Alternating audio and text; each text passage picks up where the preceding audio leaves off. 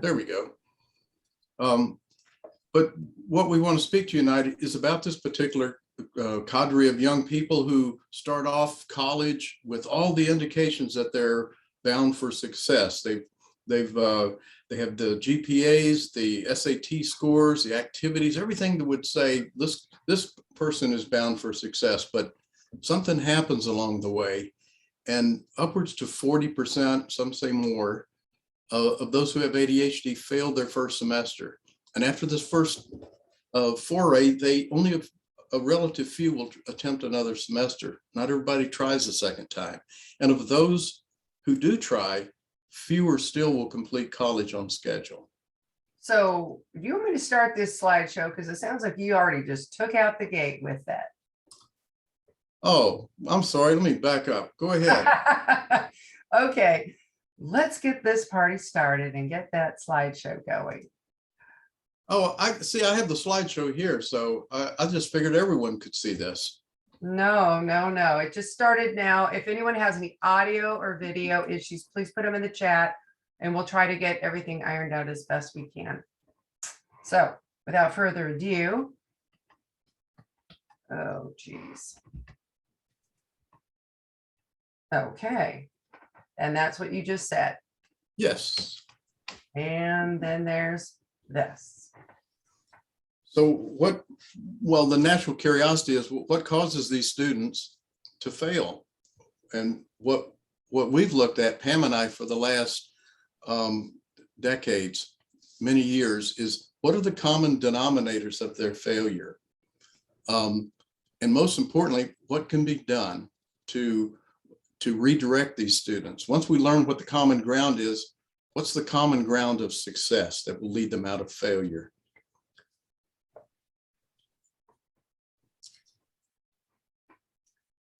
Next slide. It's next slide. So go ahead and talk about this one, Pam. Take it away. I should love this like free and easy kind of lecture tonight. So they're lacking in the following life skills, which are the hallmarks of people with ADHD. Everybody with ADHD struggles with executive function, critical thinking, and emotional intelligence. And so those are the three major struggles that ADHDers have in their lives. And within those, there's several different skill sets, life skill sets that fall within these three areas that we see coming up again and again. We know, like for example, executive function, the problems with organization, time management, emotional intelligence, anxiety, depressions, stress reactions are often comorbid with ADHD.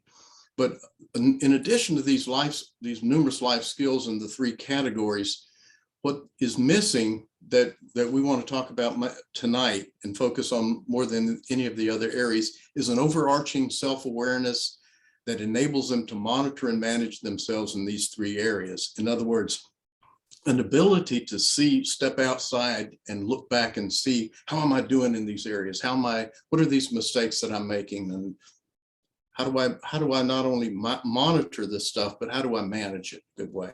Mm-hmm. So we call this capacity to monitor and manage anti-fragile. I didn't make the name up, but I wish I had. It's a wonderful term. There's a economist named Hassan Nicholas Taleb, who wrote a wonderful book I recommend called, you see below here, Anti-Fragile Systems That Grow from Failure. And in this book, he talks about different states of being. One is fragile, resilient, and anti-fragile are the three that I like to grab and apply to ADHD land. Fragile is illustrated like a candle in the wind. The wind blows and the candle goes out. And there's times to be fragile, like in times of grief and loss. Fragile is what we want to experience. Resilient is more like a campfire lantern. It's the wind blows and nothing happens. So there's times to be resilient. Anti-fragile, though, is this sort of a magical way of being. It's more like a bonfire. And this looks like a bonfire at our retreat center. In fact, the more the wind blows, the brighter that the fire gets. So we like to think of the idea of anti-fragile as being a very, very important skill set to have in your tool bag. So through self-awareness, being anti-fragile, it provides students can avert failure and recover from failure more rapidly and make better meaning of failure when it occurs. Failure is inevitable, and it's going to be something that everyone will have to face. And how to face and be anti-fragile in a failure mode is really important, instead of making meaning that instead of I failed, that I'm a failure. So we want to put this to get this across to you graphically and step by step. And again, the whole idea is that averting failure, recovering from it, because we know failure is going to happen, but to get out of it quickly, and then when it happens, make better meaning of it. So just from the get-go, just from the outside looking in, this is what failure looks like through the eyes of a parent or yeah, let's just say a parent. They're checking in with the student from the beginning of the semester. Yeah, everything's fine. Everything's going good. You keep checking in. How's this? How's that? Yeah, everything's fine. Then suddenly, say around November, 1st of November, the alarm bells come on, and it's suddenly like, oh, I can't, there's no way I'm going to be able to pass this course or that course, or I'm really in a bad place here. And it looks from the outside looking in that everything was going fine, and then it just dropped off all of a sudden. But in reality, it's more like this. Students start off successful at the beginning. We start off with an A every semester. But what happens is that little by little, the failure begins in real insidiously by something like maybe missing a class or not doing well on a test. And piece by piece, the student starts going down this slippery slope. So then by the time failure is evident, there's many, many steps that have preceded this that could have been interrupted.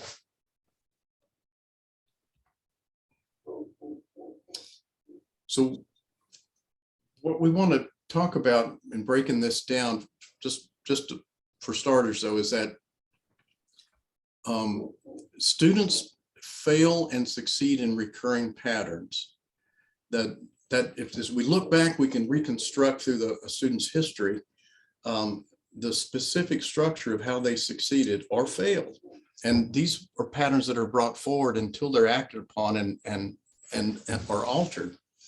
And the other part of this is that these indicators begin very early in the semester, and they go unnoticed oftentimes until people start bringing some self-awareness and attention to them.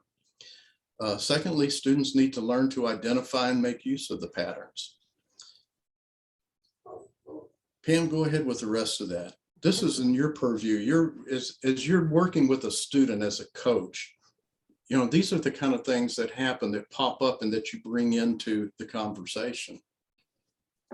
Yes, understanding patterns and indicators is helping that the student understand what's going on early and before things get out of control, like an early warning system. We're going to talk about how to use that graph or chart that we just showed. It's going to get more complicated, but it's going to get more obvious and more helpful. So say a student is in their beginning of their semester, and they have indicators that things are going well. We're going to run through those. And then there are indicators when things are not going well. And the more that the student can identify, understand, and monitor these early warning signs of when their classes are not going well, when they're not bringing themselves to their academics, when they're unable to have a life-work balance, when anxiety, depression is coming into play, that's going to inhibit them from being a better student. Those are the things that I work on with my students as a coach, and to help them be more aware to step away from themselves and take a look back and say, I see something going a little off. How can I fix this early and before it gets too much down the slippery slope? So, but before, anything, they can alter any patterns, they have to discover what those patterns are. And that's what the chart does. That's what the success curve does, is help them discover more about themselves and how they show up, and when they start not showing up in academics and also other situations at school. So this next slide, we break it down into 3 zones. Oops, I thought we had the curve up. Oh, let's see. I can go back. No, that's okay. This will work. We break it into 3 zones. Zone 1 is when students are doing fine. This is the success part of the success curve. Zone 2 is when things start slipping. Zone 3, that's when failure is inevitable. It's going to happen. So we start off by saying, when a student's doing well, we want to know what they're doing, how they're doing well. Questions like, how are you doing that? What's working for you? How are you making A's on things? What are the kind of day-to-day habits that you're doing? We think of it as product and process. Product is the outcome. It's the grade that you're making. It's the course that you complete or the project that's completed. Process is how you bring yourself to it. So for example, I had one kid that was making all A's, and I said, that's a great product. How do you do that? He says, well, I cheat. I said, well, that's a very bad process. And for a lot of reasons, it's a bad process. But we want to know how they're doing it. At the very beginning, want to get a sense of what's working, because that's what you want to keep reinforcing. Now we're jumping into zone 2. This is where the slippery slope begins. And it's again, it's always something, it's usually something simple. One of the common ones that we hear, and this is a painful one, it's like a student says, yeah, I was doing pretty good. I'm making an A in this class. I figure I deserve to cut a class. And it's like, well, what's the consequences of cutting the class on that day? Not so much. But what if it's like suddenly, there was something that was talked about as far as assignment in the next class, and I don't know it.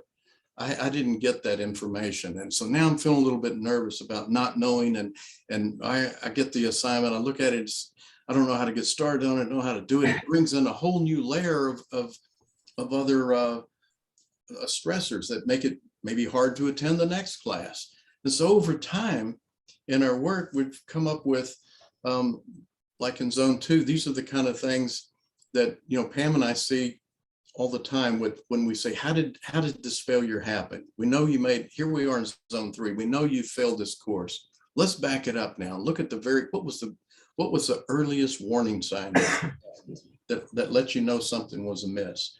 And they'll usually start somewhere. Oh, I started like maybe I was late on assignments. I was missing assignments, or, okay, well, let's go back. What led to you missing those assignments? And then what happened before that? So we can get all the way up to the top to where they were successful, and get every one of these sequence steps that led to their downfall in a course. Now, that's good information, right? But what do we do with it is most important. I'd like to also say that anybody in the audience can be looking at this and saying, well, I would not having a calendar is not my top indicator that things are going awry. It'd be more like missing assignments or so forth. This is just sort of an example that I put together based off of many different students that I coached.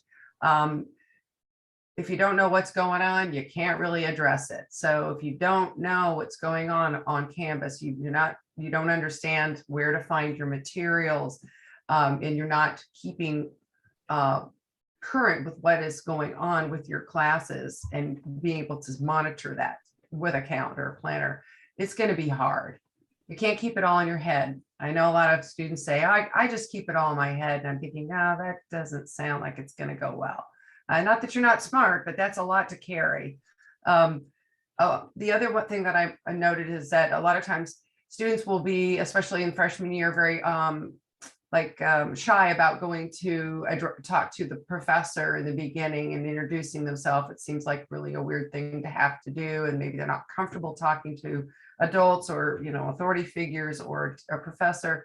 But it's so important to find some way of reaching out that's comfortable for them, because it's really important for them to have that interaction with their professors, especially if they have accommodations, so that they can say, you know, hi, I'm so-and-so. I'm going to be working really hard in your class. I have accommodations, you know, and just talking that through. And they've already introduced themselves. They've shown that they're interested in the material. They want to be a good student, and they have a disability, and they're going to be reaching out.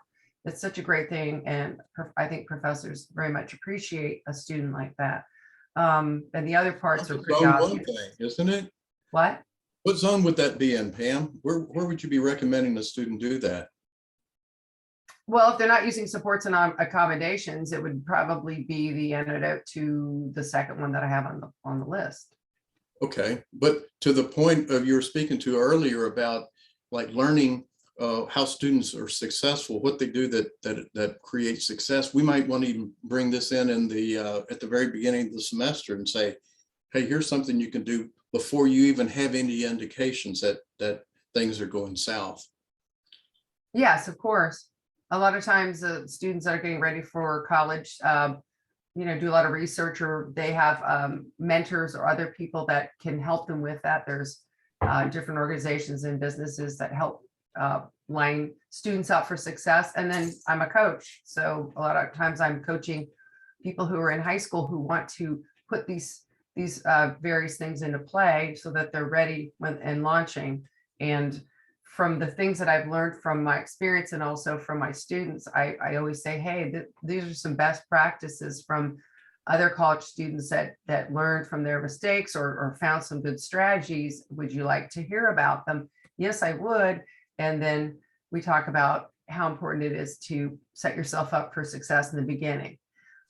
Since we're talking about recovering from the first semester failure, and we're looking at if somebody had failed their first semester, what could they use to improve? This would be definitely, you know, time. But since we're talking about recovery, that would be the things that I would want them to bring themselves to. I would encourage them to. So that's that.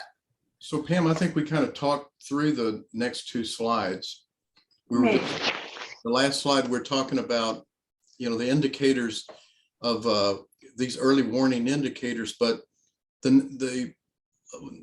what's most important is that there's some sort of an antidote or something that can be done to in response to finding this early indicator that the student's going down the slipping down toward failure.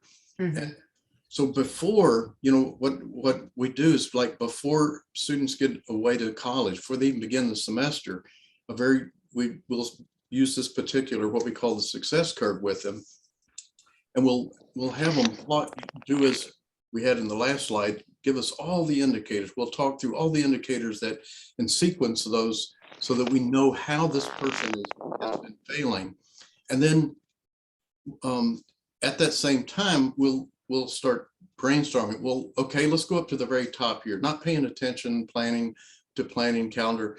What would be a good antidote for that? How would you solve that problem?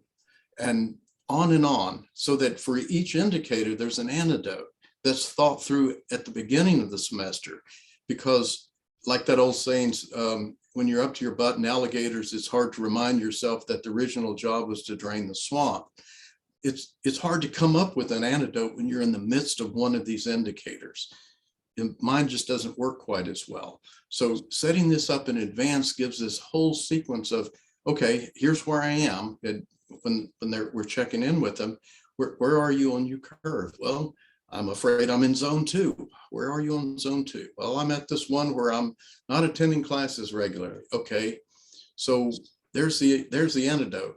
But the problem is, you might need to do some other antidotes before that, because as you can see, I don't know if you can, if you just kind of notice the distance from pick any one of these antidotes, like missing and late assignments. You see how far it is all the way up back to the top? then you compare that to here at the very beginning, not paying attention to planning or calendar. That's just a short distance right there. So it's a real easy antidote right up here when you start at the very top. When you get down here, it's a long way back to the top. It's going to be a stronger kind of an antidote type of behavior. And you may need to do some of the ones that you've skipped over getting to that point. That's true. So the farther down you go down the slide, the harder it is to get back to the top. And yeah, it's you don't want to go to the bottom of 2 because you're on your way to zone 3, which isn't a good place. So when a student has to is at the bottom of 2, we're at the lower part of this slope, and they do have to, jump through hoops. Maybe they have to, beg the mercy of all their professors and do 5, papers in one night and push to get to, at the end of the semester. The fallout from that, of course, is that I can't advance my slideshow. Okay. Yeah, sorry, everybody. I'm having a technical issue right here. Failure. We're having failure. My technical failure. I'm supposed to be advancing my slide and it won't go. No. So let me stop share and move it. I don't know what's going on. Hold on a second here. So So yes. Pam's looking for this. What we've got is that, students start off in zone 1, they're successful. We want to find out how are they being successful and then support them in that. And then zone 2 is this slope where we get these little indicators that grow the further down they are failure. And we want to help them to develop in advance antidotes for all of these different indicators, because if they don't stop this slide down, to the bottom here, it ultimately ends in the stress, anxiety, and depression of failure. Is it working now, Pam? Yeah, yes. So okay. This one is, the fallout from barely escaping total failure is stress, anxiety, depression, but also it's still a part of the failure part, because it's even worse now. There was no recovery. Pretty much failed out of that semester of school. Maybe the student made it through a couple of classes by the skin of their teeth, and then is going to have to retake 2 or 3 other classes because now they're on academic probation. So that's zone 3 is a pretty bad place to be, but it is a reality, and it is a learning, it is a learning and a teaching moment for that type of experience. So we've gone through, go ahead and back it up one, Pam, would you? Okay, we've gone through and oops, where's the one with all of the most complicated one? Okay, there we go. So if we what we're wanting to get across here is that there's these different indicators. There's points on the graph, and it very quickly we're just giving you a few of them that we can sort of make up from our memory of working with clients. But each individual success curve, the indicators for success, the indicators for failure can be multitudinous. There can be many more than we have here, very different ones. They're very unique and individual. So what we want to do is to give you an idea of what that looks like in zone 1 and zone 2 before we get to failure, and what can be done about it to, first of all, avert failure from keeping them in zone 1. And if they slip into zone 2, how to pull them back, how they can pull themselves back up into zone 1. And so on, averting pulling themselves out. The deeper they get is a little bit harder, but we want to illustrate that to you graphically. And before we move on to how to deal with failure, might be a good time to open it up to any questions you may have about what we've got here in zone 1 and 2 so far. Kathy, has there been any questions in the chat thus far about the graph? There have been no questions about the graph, but one person, well, Wait, we do have now, somebody just put something in. Can you help us understand how a student is supposed to have enough maturity to identify what the antidotes are, or do they need like an adult, a coach, a professor, somebody to help them with that process? For the most part, yes. Sometimes we can they just need someone who will pose the question. Okay, so, you're not dealing with organizing your classes, and you don't know when things are due. And at the end of the semester, you have a list of what needs to be done. What if you did that at the beginning of the semester? And how would you do that? Sometimes a question like that would pop up an answer with the student to say something like, well, yeah, I guess I could put it in a calendar. Sometimes they need to be encouraged with an idea. And again, it's depending on the level of maturity. But what we think is the more we can keep the problem, that specific problem and its simplicity in front of them, and engage them in problem solving and encourage them and support them as they come up with solutions, they're more likely to follow those solutions. And there's a lot of guiding we do in the asking of questions, powerful questions that can lead them to some solutions. And if they don't come up with one, we can always say, hey, here's what works for everyone I work with. They get to some point that they realize they can't keep it all in their head. They got to put it down in a calendar. And so a calendar might work for you. What do you think? So we have somebody else who said that their son, very much what you've been saying, Dr. Thomas, their son has been telling them that things are fine until obviously they're not, but it's too late to fix. And it's been happening for years.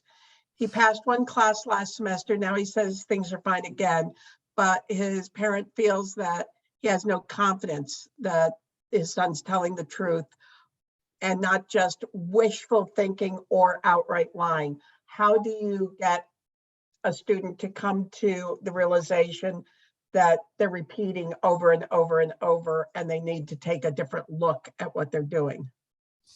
Well, so you don't have confidence that they're telling the truth. In fact, you probably have confidence that they're probably not telling themselves the truth as well. And sometimes it's when pattern behaviors and patterns of thinking are stuck inside of us, we keep repeating these in a real recursive negative way.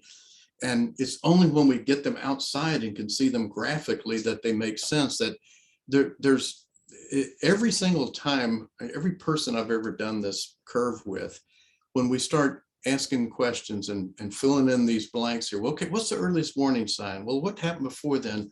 There's this incredible aha that goes on where they're saying, whoa, yeah, I guess I can see how that's happened, and it's happened before, not just this last semester, but it's a pattern behavior. I could tell them that, but when they can see it graphically like this, they can tell themselves and stop lying to themselves. And oftentimes that's all that's needed.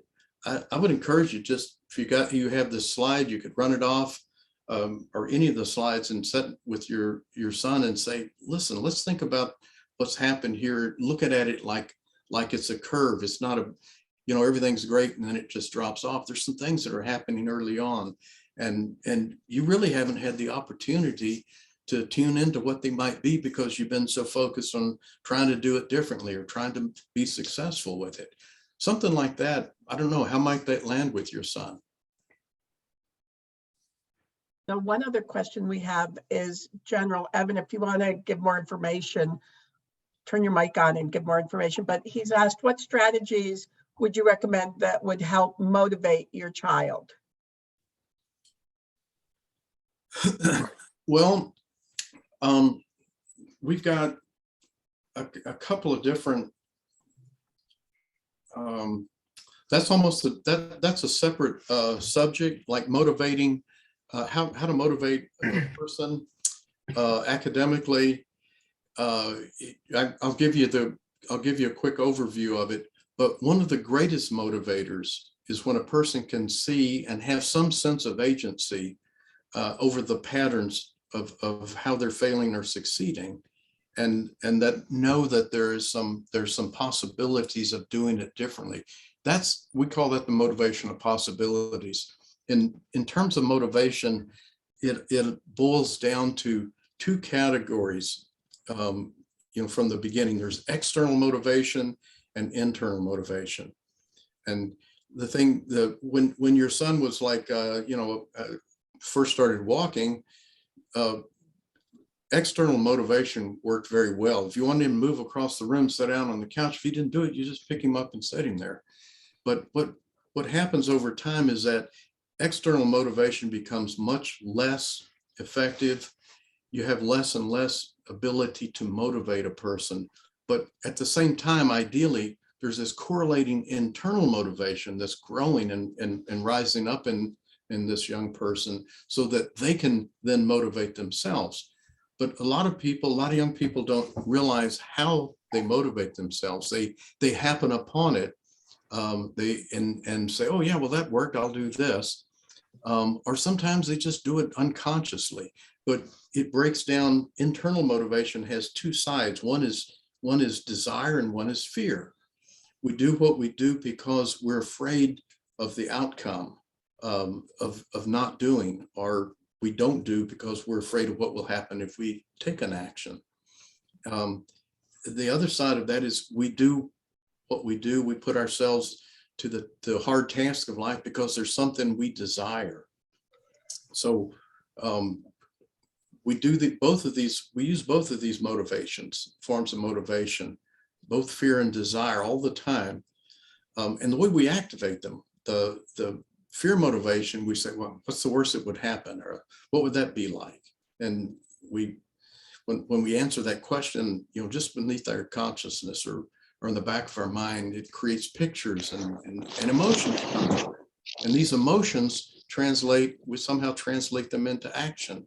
Desire, we say, well, what's in it for me to do this? Like, what's in it for me to spend a whole semester of my life over the next 4.5 months focused on this coursework?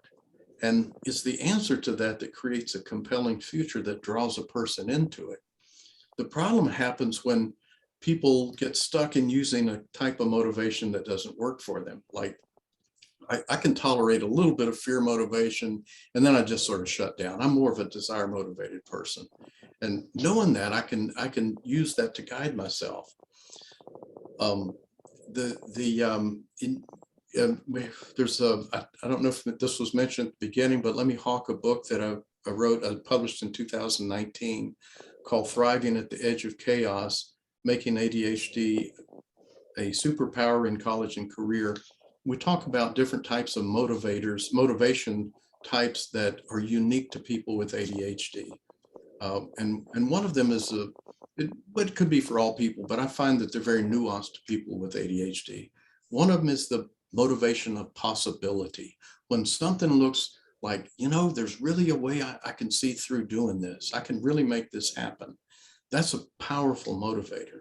And so bringing it back to this curve, it's when people can see this stuff graphically and they can see, that I can see how I've been doing this, and I can see a way to doing it differently. That inspires hope and sense of possibility. That in of itself is motivational. That's kind of a quick and dirty on motivation. I hope that's helpful.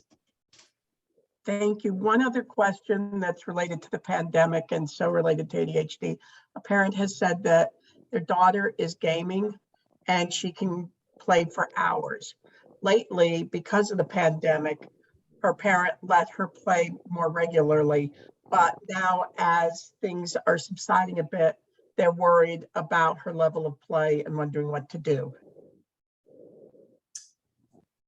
Whatever you do is going to be hard, because it's always harder to claw back privileges once they've been granted.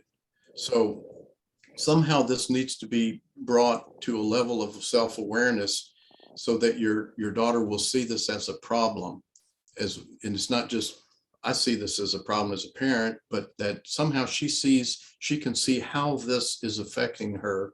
What are the ways in the places in life that it's showing up in a negative way? And that's a very hard thing. Sometimes, especially in the pandemic, there's all sorts of stresses that people are experiencing: depression, loss of connection. And for a lot of students we work with, there's people that have entire communities. You're probably aware of this, but people through gaming on Discord and other platforms have a huge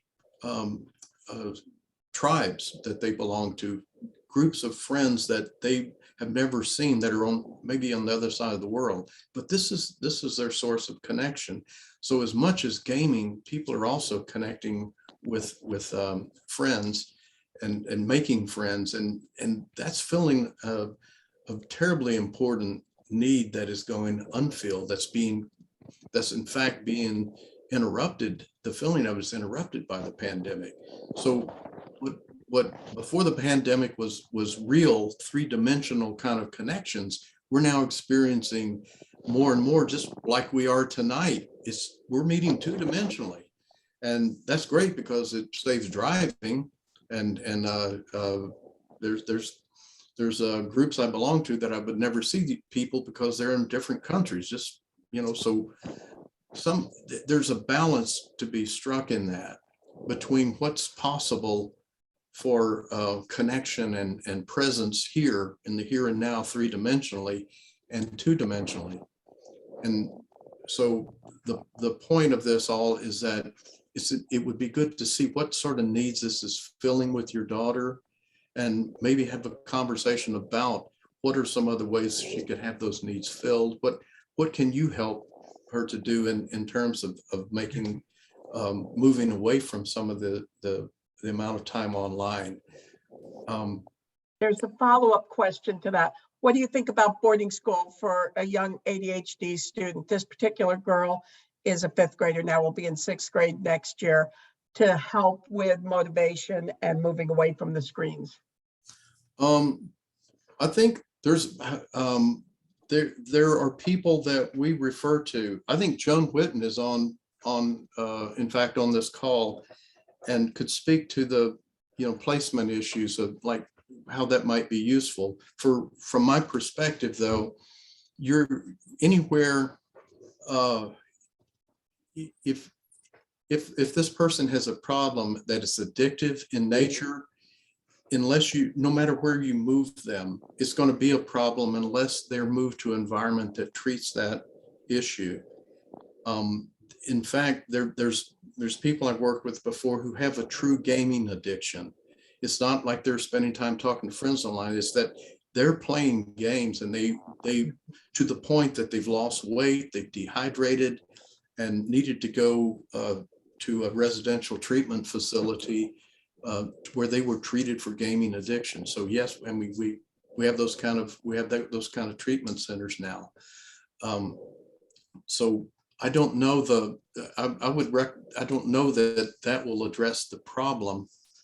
And it would take knowing more about what the problem is. Is it simply a gaming addiction? Is it connection? And if it's a lack of connection, how would that boarding school, how would that resolve the problem, is the question that I would be curious of. So Thank you. That is everything we have at the moment. hey, thank you, Kathy. Turning back to the zone 3 failure, making sense of failure, Dr. Thomas, I'm going to hopefully advance the slides. The slides are still not advancing. Let me try this again. I think it's freezing up or something. Sorry, everybody. We'll just kind of reposition us. Here we go. While Pam's dealing with the technical difficulties. Okay, so when people get into zone 3, there's that's failure. I mean, you failed. There's nothing you can do about it. You can, if you go in early enough, you can maybe get you can withdraw and avoid getting a failing grade. That many colleges will allow you to retake a course for redemption. You get the higher grade that you make, replacing the failure. But those are sort of practical things in terms of what to do with failure. Thinking about how failure affects students. Going back to what I said with those initial, the initial failure percentages, like 40% of students fail, but a vast majority of those never try again. Why is that? And a lot of it has to do with how that failure is processed. So if my son wants to race me and around the block, well, he's 20 and I'm late 60, and I come back around the block about a minute after him. Well, I feel okay about that. I don't, it's kind of like the way of thinking is, well, that's kind of like the way the world is, it's more like this outer ring that you see here. It's the environment. It's just sort of the way that humans are. And a younger person is going to have a far better chance of outrunning an older person or running longer than an older person. Even if I was in shape, it would take a harder toll on me. So it doesn't hit me at a deep level. And in fact, it's kind of funny and predictable. But let's say I fail a class or I fail a whole semester. What does that say about who I am at this deep level of my being?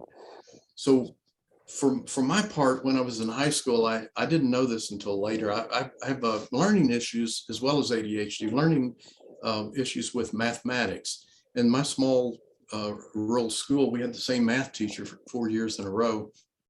And toward the last few years, she kept saying the same thing to me over and over again. And it was something like, John, high school is going to be hard for you to finish. You're going to have difficulty getting through high school. I'm going to help you. So don't worry about college. All these other students are here thinking about college and talking about what they're going. You're just not college material. And, I would think, oh, okay, I guess so. But, my family had always hoped that I'd go to college. But that got down into my belief system at a core level where I started taking some of it on as a truth that was that I couldn't refute. And in time, of course, I failed my first semester, and I was like, well, I'm not, there you go, I'm not college material. That reinforced that belief. But at the same time, part of who I am is I'm stubborn and I'm persistent, and some level, I was getting feedback from a mentor of mine that said, "Now, John, you're a pretty bright kid. I don't understand why that happened. And I understand math. You don't know math, but what about all this other stuff?" And I began to rethink and reflect. So the point I'm making is that beliefs have a very powerful way of affecting. Failure has a very powerful way of affecting who we see ourselves to be in the world, the beliefs that guide my thoughts, feelings, and actions. In other words, if we look at these as concentric circles, a belief is going to affect how I interpret the world around me. And it's then going to affect my thoughts, feelings, and actions in ways that will reinforce my beliefs. It gets recursive. So what we want to do with a student that fails, if, I'm saying they're in college because they were vetted to go into college. They had the requisite intelligence, and they'd performed in ways that indicated that success was possible for them. So what we want them to do is to realize this is not a function of who you are. It doesn't need to be a belief. You need to see it more in the realm of the thoughts, feelings, and actions that you took or didn't take in the environment of college. So that's a conversation that's very important to have in a very paced sort of a way. So, so when we think about failure, when failure is inevitable, the first three things we said we wanted to tell you is that this is how do you avert failure? How do you stay in zone one? And how do you when failing, how do you pull yourself out of it? That's zone two. Zone three, when you have failed, how do you make meaning of it? How do you use that information to guide you? If we think about this as a thought, feeling, action sort of a zone, we want to get the student to start, paying attention to how these three areas, these thoughts, feelings, and actions, how they align them such that failure makes sense. Now, also, it's a good time to sort of inventory the beliefs a student has. A lot of students I work with, and Pam works with, are twice exceptional. In other words, as you know, that means they're very bright, and they also have something going on, a learning disability, ADHD, maybe on the spectrum. There's some more than one thing happening. And that for a very bright student who has ADHD, there becomes a lot of oh, thank you. That's a good slide for that. Oh, sorry. So I'm really trying to get this to work. It's being so pain. hey, there we go. There we go. So, for a very bright student, oh, I'm sorry. That'll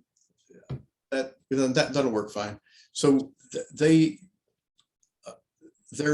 hit with two realities. One is, okay, so I'm really smart, and this material is very hard. So how do they make meaning of that? That's two different realities. Or I'm really smart and I failed. And trying to help them to incorporate and make space, make room for both of those realities is a very important conversation that ideally ends up something like, well, yeah, I am very smart, and I have ADHD, and that means I need to do things differently, and here's how I need to do them, versus, well, I guess, because I failed, maybe they made a mistake. I'm not that smart, or maybe maybe the test is wrong. Maybe it's the professor's fault. There's all sorts of different narratives that can come out of trying to make sense of that cognitive dissonance, trying to hold two conflicting realities, whereas really there's room for both of them.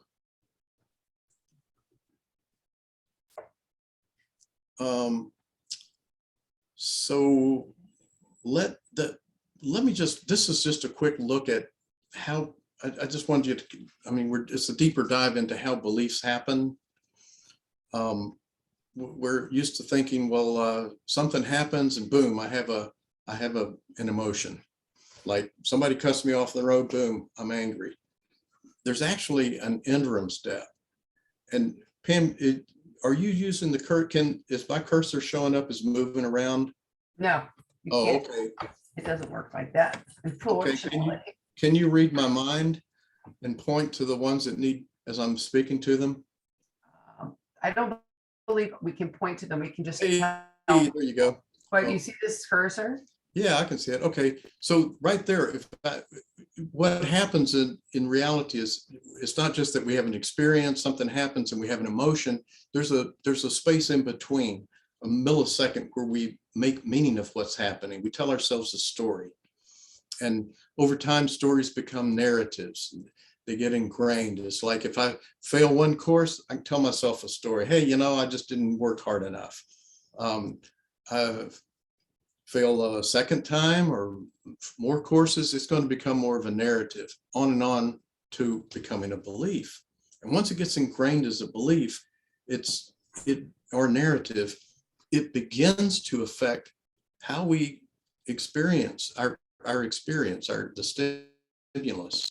We'll be looking for, in our experience, for examples that reinforce our beliefs. So that's another reason why it's very, very important to kind of talk through a failure so that it does not become a belief, that it stays in a story, or at the very worst, a narrative sort of a place.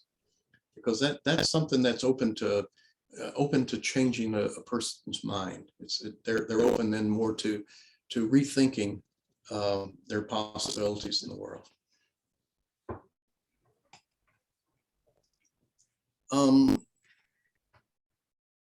I think we threw these in because these are examples of other tools that we use to help students to come up with all the answers to what are the indicators and what are the antidotes.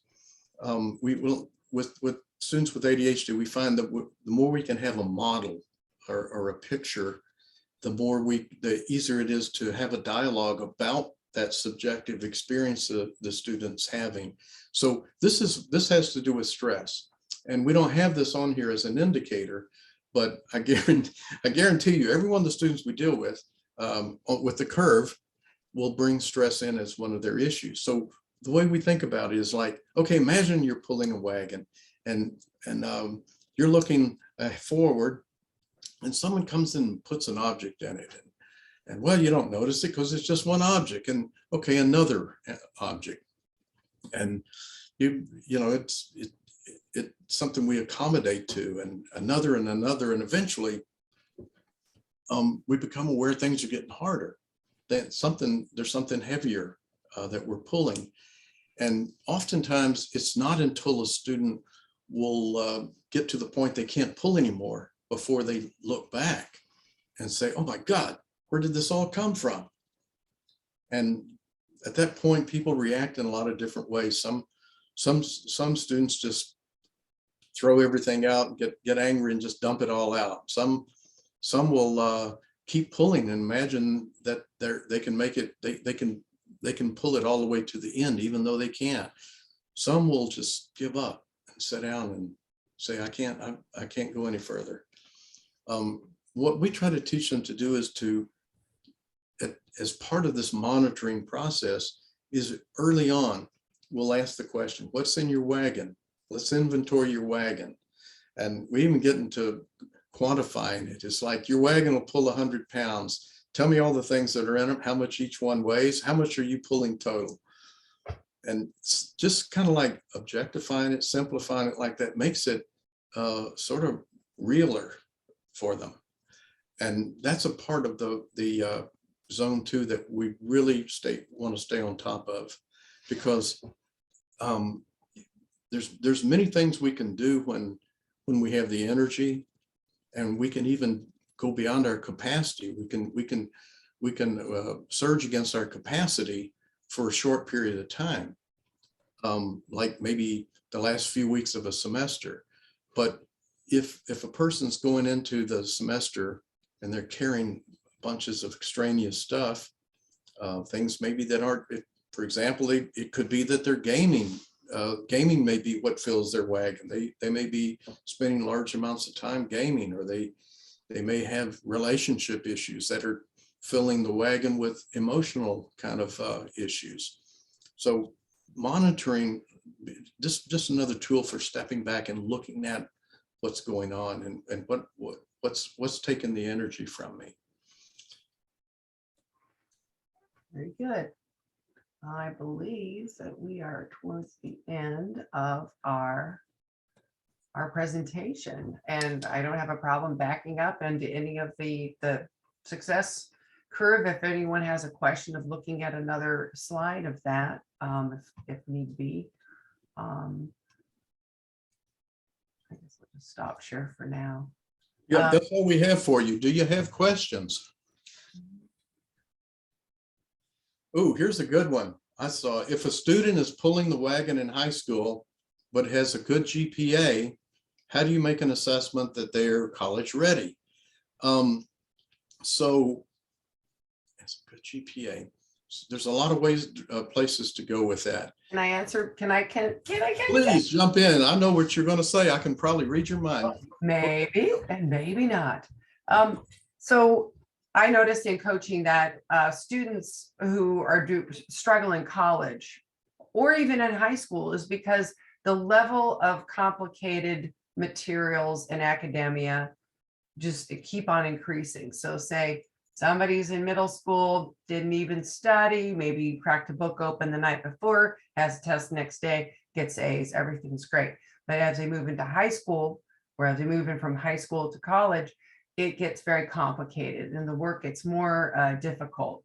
So in this case, good GPA in high school, going to get vetted into the college of their choice, going to be great. But when they hit college, it's a whole nother ball game. And that wagon is going to be blowing up to a degree where the student will have to have some things in place in order to be able to manage it.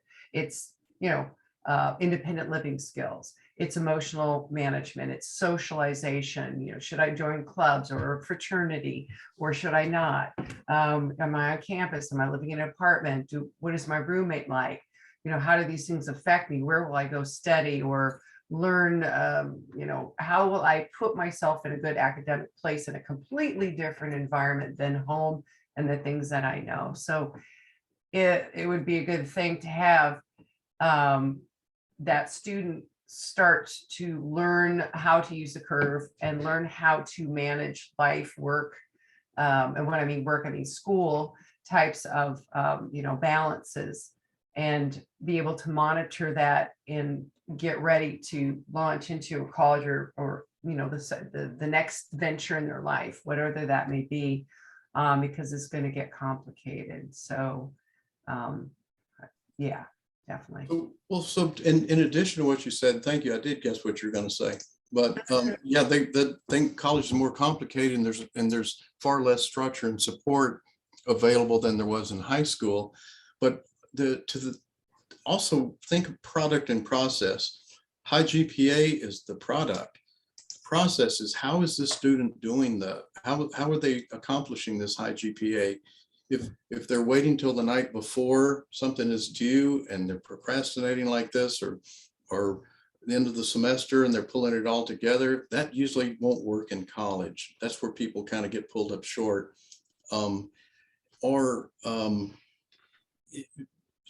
Sometimes they're accommodated. Some students are accommodated in high school and they're able to function very well academically. But if they don't have those kind of accommodations and if they can't get them in college, that may be an issue. So what would be important would be to look at what's working, what's the process that's working, and how can that be carried with them into college, into the more demanding, less structured, less supported field of college. So John, we have a question with 40% is a big percentage for students to fail out of their first semester. What should give us hope that going to college has good prospects? What are the characteristics of the 60%? Well, one of the characteristics I can speak to personally is they're stubborn. People who fail some of the 60%, 40% who fail, is what's most important, I believe, is the ones who pick themselves up and go forward after that. And that's where the hope lies, because we're always going to make mistakes in life, and it's important that people learn that early on, that yeah, you're going to make a mistake and learn from it, learn how to avert and how to overcome based on that mistake.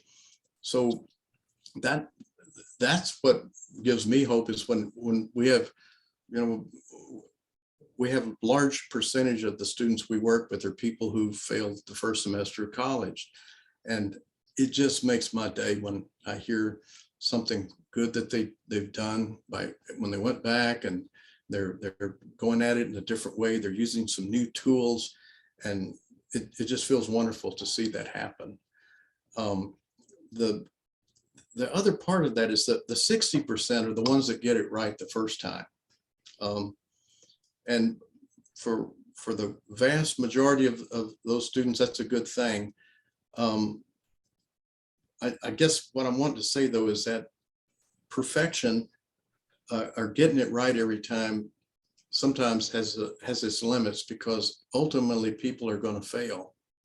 And so learning how to deal with failure is an important lesson to have early on. The earlier, the better. but the characteristics of the 60% are generally, these are people who've been given a lot of room to function on their own. They've been given, the parents have progressively stepped back, made them responsible for their academics. They're there and present to them. If they need help, they will check in on, periodically at certain key points, like, interims and so forth. But for the most part, I find these are students who have been given opportunities to develop their leadership in their lives, their emotional intelligence. They've been taught when they don't have certain types of organizational skills, they've been taught them, they've taken them on, they've been supported and encouraged in them, and then people back off. They scaffold those skills such that they can do it on their own. There's a time when the helper backs away. And I'd like to also enter in the scaffolding conversation. So many of these students get vetted into four-year colleges of their choice, and they're not quite ready to leap into that larger fishbowl. Wisely, some parents can assess that their son or daughter isn't quite ready to take that step and may defer the first year, and have them practice college in a community college setting. And that way they have the opportunity to practice college. They definitely are coming home every night and they're still at home, but they are learning different skills and putting those into place, which is important because it's easier to have the mistakes and failures in a community college environment rather than the 4-year, which is a lot more devastating for everybody for all different kinds of reasons. But that's come up as a question. Let me just jump down. There's a gap year question. Let's come back to that. But what do you think about going to the community college route first? And for many students, I beg parents to do that. I'm saying your son, your daughter is not, in my judgment, ready to go away to college. They don't have that level of skill, of life skills that will that they're going to need to function away from home. If you think about it, there's a lot of things going on at one time at this developmental epoch. The person is establishing themselves as autonomous from their parents and an independent entity, geographically and psychologically separate from their parent. They're learning to get along in a very different kind of a setting, far different than high school. And they're on their own to do many of the activities of daily living that maybe they had some support for at home. So this is a whole lot of things to do at one time. And community college is an excellent opportunity for people to just learn that just the subset of a different way of learning, a different structure of education than high school. They can get that. They can develop some more autonomy and in how they build their life around that college experience, and then later move away to college. And they're just doing the geographical, psychological separation from parents. They've gotten a lot of the college idea down. So while many students they're ready to go away to college across the country, there's also many who would benefit greatly from going to community college. And in fact, there's times where we may recommend that to parents, and ultimately that's where they wind up. They fail and come back home and wind up at a community college, and that's where they get it together. So yeah, I think that can be a great idea. Let's see, gap year.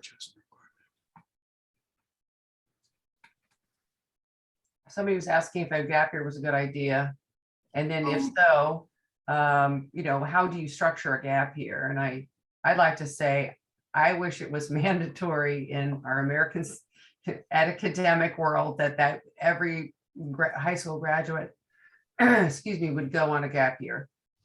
just take a break from everything, but I'm not saying have a party and go, like some others said, does that mean he will be living in my basement for a year?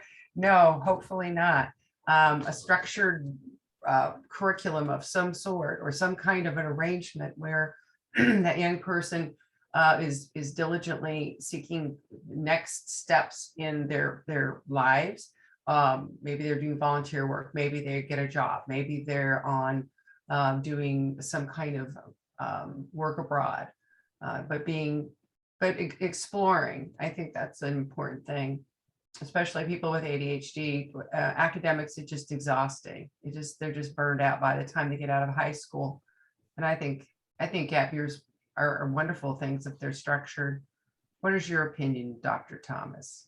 Well, you put me to mind of what they used to do back in the early centuries of Japan with a samurai. After they went through intense, rigorous training for long periods of time, they had a period of time where they had to put the sword down for a year and take up something completely different, like calligraphy or flower arranging, so that they let all of the learning settle into their mind, in the back of their head, and they came back to the art and skill of the samurai anew. So in some ways, some students do need that kind of a break, just to let all this settle in. And passively speaking, just whatever they're doing, they're going to be a year older. They're developmentally, some things are going to be happening. So, but I don't recommend that nothing happen. If a student is going to, it makes sense for them to have a gap year. What would make sense would be to look at the kind of skills that they're needing to develop and work on for independent living. What can they do that helps them build a sense of autonomy and efficacy in the world? What can help them with the ultimate geographical, psychological separation they're going to have, or autonomy they're going to experience when they do go away to college? So putting together experiences like that would be something like, like a job, or traveling somewhere for a particular, like Outward Bound was one of the great sort of almost rites of passage for young people out of high school, and a couple of programs like it. But a gap year would be is a good idea for many students, but it needs to be, I think, in a time of enrichment and growth, not one of just chilling out. Yeah, This is- something that's structured. I'm sorry, Kathy, go ahead. No, go, Pam. Because I'm also ferreting around on the chat. I'm kind of jumping over you, Kathy. There is a student here said that he's been in a gap year, but he highly recommends that anyone embarking on a gap year should have a plan of attack early on, like at the beginning, with a real plan, or else there's a lot of sort of like wasted time and floundering around, as he said, and I agree. So yeah, definitely. Go ahead, Kathy. Did you have something else? There was one other person that, in kind of extending that gap year, asked if somebody is home either by choice or by imminent failure from college, what do you suggest they need to do prior to returning to college? Let me see if I can find that. If a person has failed it, I think the most important thing for them to do would be to do a deep dive into understanding how they failed, what happened, where did they get off track, what skills, what aspects of them, what gifts did they not bring online, and what stopped that, and just kind of vis-a-vis what we've presented here, to get a graphic look at how they failed, and maybe look back into some of their successes, academic successes prior, that led them to college, and see, well, what is the structure of success, and then compare the two. And again, sometimes I feel like this could seem oversimplifying, but when we get a look at something, we can have a picture of something outside of ourselves. It creates a whole lot of clarity. And I find people oftentimes just, that things make sense to them in ways that they had never even thought of before. That is everything we have, Pam and Dr. Thomas. Pam, did you send out the curves for Yeah. people to do themselves? So I sent on the Eventbrite reminders that came out today, there was a attachment, or yes, it was like embedded in the image. I think you can yes, you can download it. There was a black and white version of the success curve with all the lines and everything for people to, use for their own use. And someone just put in the chat that they were unable to download it. So what I'm going to do is send it via the Northern Virginia CHAD email, and as an attachment that you can then download as many pages as you like, and write up as many different success curves if you like. I mean, we did this for an academic. Just think about an adult in a business setting. Where do you find yourself slipping down zone 2 at work? We want to show up to be your best. Maybe you're not doing the work that I've got adults that I work with who are work from home and are working very hard to sort of create a work day and not drift off into YouTube land or do something else, because the work is stressful or boring, and then they want to just, get the dopamine fix. So they can always look at the success curve and say, wow, I really, I start slipping into zone 2 when I start making a lot of phone calls or start, doing this or that. And I realize that that's a problem.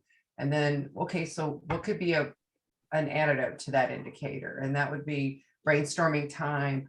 I can suggest things that I've heard of or know. They can, and I'm telling you, people can come up with some of the most amazing antidotes to indicators that I've ever seen. And, the ADHD family, they're very smart and they clever and creative. So there's always something interesting that I learned from my clients. So that success curve can work with chores, academics, relationships, work. It's really pretty versatile. Thank you for mentioning that, because I was just all focused on college, but you're absolutely right, Pam, that we use this with people with project management in the world of work and in relationally. It's a good tool as well. So thank you for remembering that. No problem. But we will make sure that some other people said they were able to print them out, but we'll just make sure everybody gets that and all that. And the recording and the slides, handouts and things will go out to everybody who are registered, and the recording will be available on the CHAD channel, their YouTube channel as well, for anybody that wants to listen to a portion or share it with someone who could benefit from this information. So thank you for coming, everybody. So we would like to thank Dr. Thomas and Pam Barton for their wisdom tonight. Behind Pam, you can see contact information, and please go to ADHD College Success to their website if you have any further questions. Thank you, everybody, for joining us, and we will see you next month. Thanks so much for coming to our lecture. We really appreciate your Thank time. you. If people aren't aware of what's happening next month, we have Joan Green on March 8th, and she's going to give us an update on tech tools and features that you may not know exist that make life easier. I am so excited. Yeah, she's great. Awesome. She's my go-to for finding out things to help my students and everybody. She's great. Yeah, and parents love her because she usually has some ideas, I think, about how to control technology for kids who tend to, maybe overutilize technology. Mm-hmm. Just wait for people to go. Hang on here just for a minute.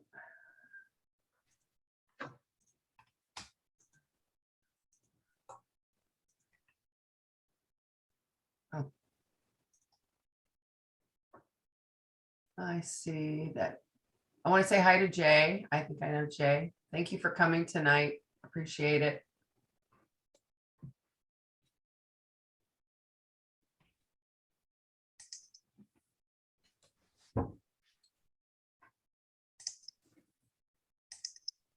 Hi, this is Jay. Thank you for the lecture. Really very informative. Thanks so much for joining us tonight. I appreciate it.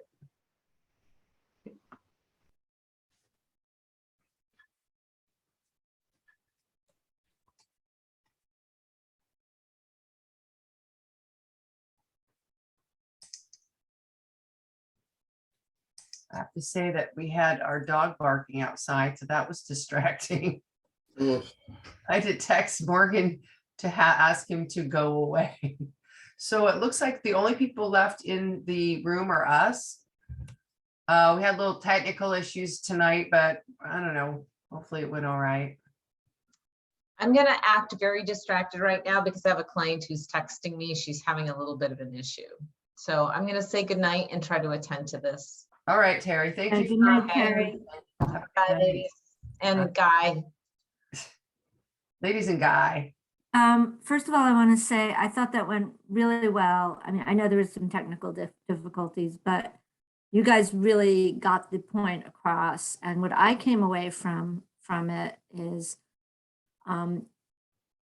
what you guys said over and over again, which is why I remember it, that you have to, when you do fail at anything at school or something else that didn't go the way you wanted, you have to look at the steps along the way that caused the failure and go back and look, and then go back another step and go back another step and see what went wrong and try and pinpoint where it was.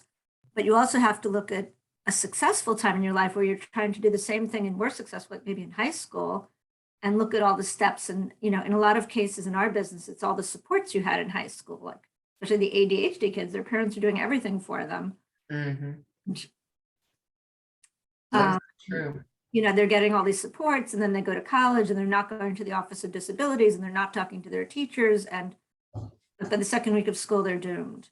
They don't do those things. And parents don't know what's going on because the kids don't tell them. They say everything's fine. But like you both said, they learn from their mistakes, just like we all do, and they will come back. And I just thought it went really well. I got a good feeling for, you know, like how people who feel like they're out of control and they failed can get back and be in control. Thank you. It was, I mean, Pam, I could see you being like, oh, it was fine. And like the slides were there most of the time and they were good. And I agree with what you said, Cheryl. People were sticking with it. People, you know, like normally we have people coming and going. Everybody was staying. And so, you know, people were wanting to hear this, and seeing the progression, I think, was easy for them to see where do you have to make adjustments. Thank you. Thank Yeah. you. Thank God for Canva. I live in Canva, that's all. Yeah. A lot And of so, the you know, slides. I was thinking I was scheduled to do the April presentation on college supports, but I feel like it's not a good time for that because we just had this one on college. And I feel like what Kathy said about the SAT, ACT being on people's minds because of the upcoming changes, that if you could get that guy, Kathy, in April, that'd probably be a good time for it. When are you supposed to be speaking, Cheryl? I am. I'm willing to. No, what date was it? It was the second Tuesday in April. Yeah, I just think it would be more appropriate to talk about SAT and ACT since that's in the news and it's on people's minds. And Oh, well, should have an expert. talking about Have an expert do that. having two separate, right? Like yours and then having an additional one in April wouldn't be a problem. No, I was thinking I would not do it right now. Oh, I see. I feel like the timing isn't good because it's a little bit redundant about what you guys talked about today. And I just think maybe I'll do it another time, or I'll think of something else to do another time. So April 12th, we're talking. Yeah, if the guy can come. I will ask him. Something on SAT also, but he seems like the better choice because He's fabulous. He's so that's smart at this. that's his expertise. So I would choose him over me. he's tapped into SAT and AC, like directly contact Yeah. with them. So let me call him tomorrow and see if he can do it, and I'll just email everybody. Oh, good. Okay. Okay, Wonderful. perfect. And because Kathy, you did say you've been getting calls of people concerned about the changes that are, I've gotten more calls on this, and people are sending me, you know, that original piece that went out with what's this going to mean to the junior class? What are we going to do about, you know, so many of the online platforms for testing don't allow you to move backwards and forwards. And that's a huge question parents have with, are the kids going to have to move forward and not be able to go back like they normally do with extended they time? can, I know they can go back because I researched it. Have they said that? Because what I read, they haven't made final decisions yet on what it's going to look like. I read somewhere that they're going to be able to go back. Good. But, you know, we don't have all the information yet. We just Well, have. but I know he has spoken to them, and he's spoken to ACT about when they're going to now make the announcements, because they're going in the same direction. Well, I'm really happy with the changes, actually. I think am too. online is better. And also 2 hours is better than 3 hours. It's really hard for kids to focus for that long. It really, for people who have trouble focusing, it puts them at a big disadvantage compared to the other kids. I agree. Okay, yeah, I'll call him and ask him. Okay. Well, I think it's still recording, so we'll have to trim. No, well, you're going to have to delete a lot of that. Yeah, it'll just have to be trimmed on YouTube. I think that they can trim it off easily. I think she got up and left. Theo, you're not there anymore. I know you're not. So No, she's not there. Something happened. You forgot she was recording. yeah, it's still recording. But Terry started before I let people in. Thank you so much, Not ladies. as fast as she is. I'm a little bit older, and she didn't look to see that the people were there before she started. It was all good. It was great. I'm going to go eat dinner, everybody. I will talk Okay. to you tomorrow after I talk to Alex. Okay. Have a Thanks. wonderful, wonderful evening, everybody. And Thank you. and See you all. Thank you. Okay. Thank you. Bye, everyone. thanks for the opportunity to speak tonight.